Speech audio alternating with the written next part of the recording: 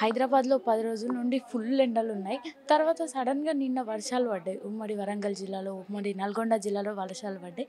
తర్వాత వాతావరణం ఎట్లుంటది అని కనుక్కుందాం. మ్యామ్ చెప్పండి ఎట్లుండబోతుంది నెక్స్ట్ వాతావరణం? ప్రస్తుతానికి చూసుకున్నట్లయితే గత 10 రోజుల నుంచి మనకి తెలంగాణ రాష్ట్రం మొత్తం మీదుగా ఎండలు బాగా ఉన్నాయి. దాదాపుగా గరిష్ట ఉష్ణోగ్రతలు నమోదవుతూ వస్తూ ఉన్నాయి. అక్కడక్కడ వడగాల్పులు కూడా వీచడం అయితే జరిగింది రాష్ట్రం మొత్తం మీదుగా.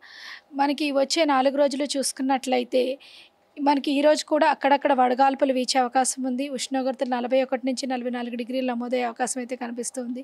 కానీ సాయంత్రం పూట ఉష్ణోగ్రతతో పాటుగా మనకి ఒక ఉత్తర దక్షిణ ద్రోణి దాదాపుగా విదర్భ ప్రాంతం నుంచి దక్షిణ తమిళనాడు వరకు విస్తరించి ఉండడం వల్ల ఈ ద్రోణి యొక్క ప్రభావం వల్ల మనకి ఈ వారం రోజులు అంటే దాదాపుగా వచ్చే 4 రోజులు కూడా అక్కడక్కడ ఉరుములు మెరుపులతో కూడిన వర్షపాతంతో పాటుగా ఈదురుగాలులతో కూడిన వర్షపాతం నమోదయ్యే అవకాశం ఉంది.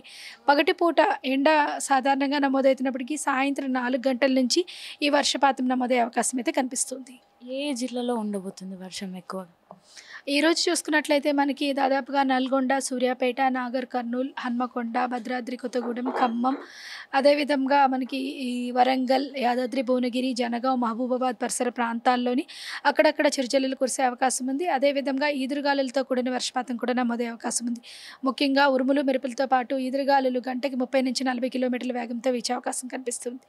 అదేవిధంగా రేపు చూసుకున్నట్లయితే మనకి ఈ ద్రోణి మరింత బలపడి ఉపరితల ఆవర్తనం కింద మారే అవకాశం ఉంది. ఉపరితల ఆవర్తనం ఏర్పడిన తర్వాత నుంచి మనకి ఈ వర్షపాతం కూడా కొంచెం పెరిగే అవకాశం ఉన్నందున ముఖ్యంగా కొన్ని జిల్లాల్లో తెలంగాణ రాష్ట్రంలోని కొన్ని జిల్లాల్లోని అక్కడక్కడ భారీ వర్షపాతం కూడా నమోదయ్యే అవకాశం ఉంది.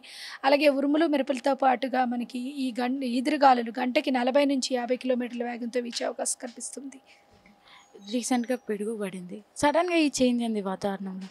అంటే దాదాపుగా మనకి వేసవిలోని పగటిపూట ఉష్ణోగ్రతలు ఏ విధంగా ఉంటాయి, సాయంత్రం పూట ఈ ద్రోణుల యొక్క ప్రభావం వల్ల ఈ ఉరుములు మెరుపులతో కూడిన వర్షపాతం నమోదవుతాయి. అలాగే క్యుములోనింబస్ మేఘాలు అనేవి ఏర్పడి దాదాపుగా 12 కిలోమీటర్ల వేగంతో ఎత్తు వరకు విస్తరించి పూర్తిగా నల్లటి మబ్బుల కారణం వల్ల ఈ ఉరుములు మెరుపులతో పాటుగా పిడుగు పడే అవకాశం కూడా ఉంటుందన్నమాట.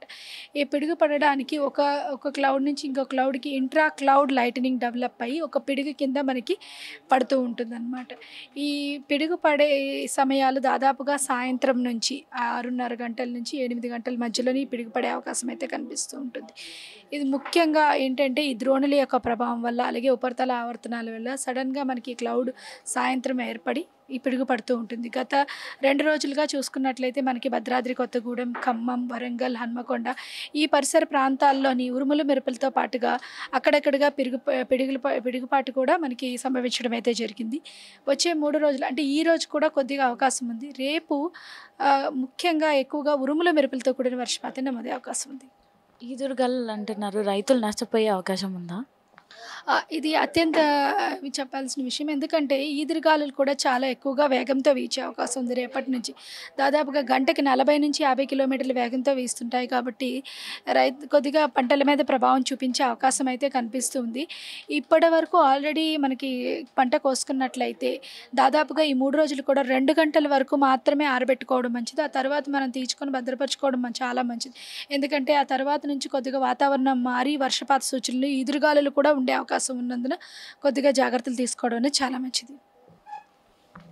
మేడం చెప్పినంత మట్టుకు చూసుకుంటే రైతులు ఖచ్చితంగా 2:00 వరకు పెట్టుకొని తర్వాత ఆరబెట్టుకోకుండా ఉండడమే నయం అంటున్నారు. ఎందుకంటే వాతావరణంలో తేమ అప్పటి నుండే స్టార్ట్ అవుతుందని చెప్తున్నారు.